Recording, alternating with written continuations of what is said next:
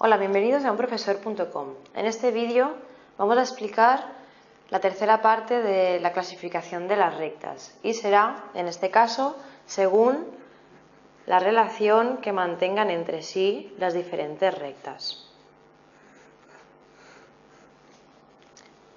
Antes de indicar esta clasificación es preciso recordar la definición de plano, que se explicó ya anteriormente en los planos de proyección.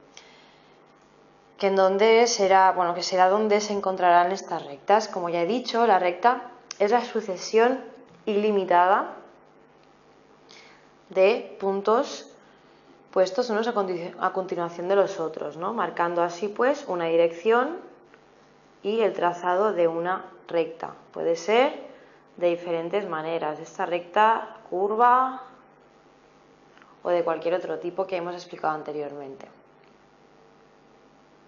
Un plano, pues, es la sucesión ilimitada de líneas puestas una junto a la otra. Es exactamente el mismo concepto. Por lo tanto, los planos también son ilimitados y un claro ejemplo es un folio, como este caso. ¿Por qué? Porque así nosotros pues, podemos representar todo aquello que queremos dibujar como si tuviera límites. Y se determina normalmente por letras del alfabeto griego, ¿vale? Normalmente se representan de esta manera, en perspectiva, y como ya he dicho, pues tienen nomenclaturas como alfa, beta, gamma, etc. Es decir, el plano es ilimitado, pero para nosotros poder representar cosas, dibujos, tenemos que limitarlo. Y utilizamos pues siempre esto. El ejemplo perfecto es que un folio está limitado por 4 rectas. Bien. Entonces, empezamos ya con la clasificación de estas rectas según la relación que tienen entre sí. Las rectas paralelas. Este tipo de rectas ya han aparecido anteriormente en otros vídeos, pero ahora vamos a especificar exactamente cómo funcionan. Estas son cuando están situadas en un mismo plano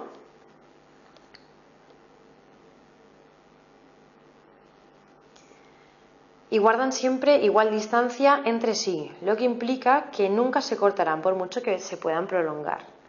Bien, es decir, que estas, por mucho que se prolonguen, nunca se van a cruzar. Bien, para representar estas vamos a utilizar nuestras herramientas básicas, que son la escuadra y el cartabón, que recordamos en un momentito sus características principales. La escuadra tenía forma de triángulo isósceles con 45, 45 y 90 grados, y el cartabón 90, 60 y 30 grados. Bien, utilizaremos el juego básico de la escuadra del cartabón para poder hacer una paralela. Simplemente tenemos que colocarnos encima de ello y trazarla. Podemos comprobar así que en cualquier punto, que lo vamos a marcar aleatoriamente, mantienen una misma distancia de 1 centímetro con 1, 1 centímetro con 1, 1 centímetro con 1. Y por mucho que se prolonguen, nunca se van a cruzar. El otro tipo de rectas son las que se cortan. Son dos líneas que no son paralelas, situadas sobre un mismo plano, siempre se cortarán.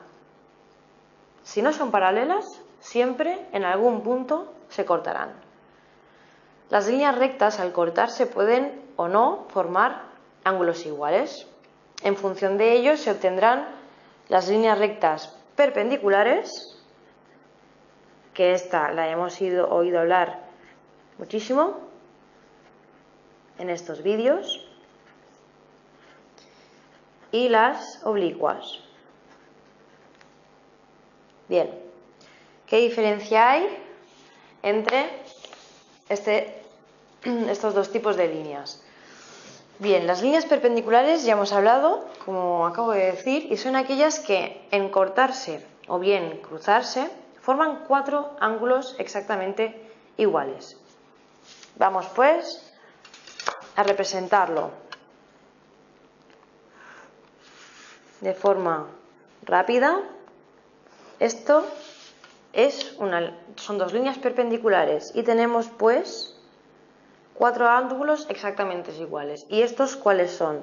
Son de 90 grados, 90 grados, son ángulos rectos. Y, por consiguiente, las líneas oblicuas, que serán aquellas que se cortan de cualquier manera que no sean perpendicularmente, forman ángulos 2 a 2 iguales. Estos dos son iguales y estos dos son iguales respectivamente. En este tipo de rectas de la clasificación encontramos 2 tipos de rectas. Las convergentes, que son las que se encuentran igualmente en el mismo plano, pero que a medida que se prolongan tienden a juntarse. ¿Bien? Y las divergentes son las que tienden a separarse.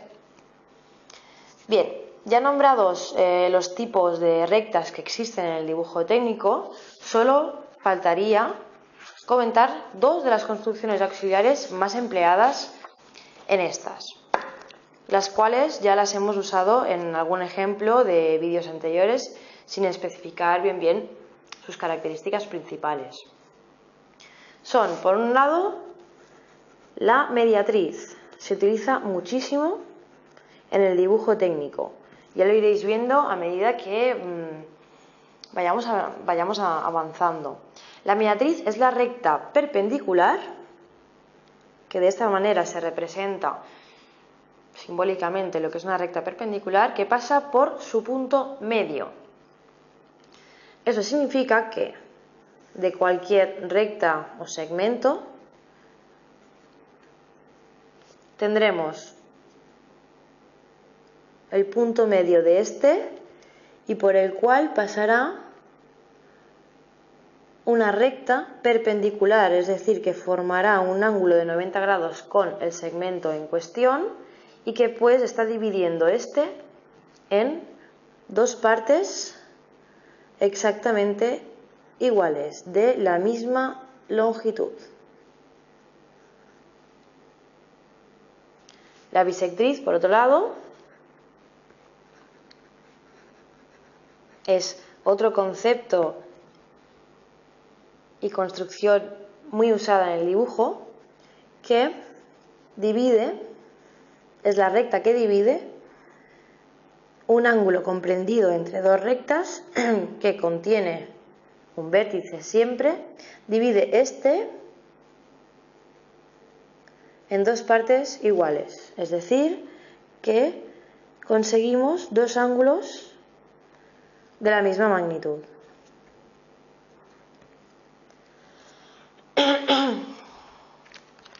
Esta línea,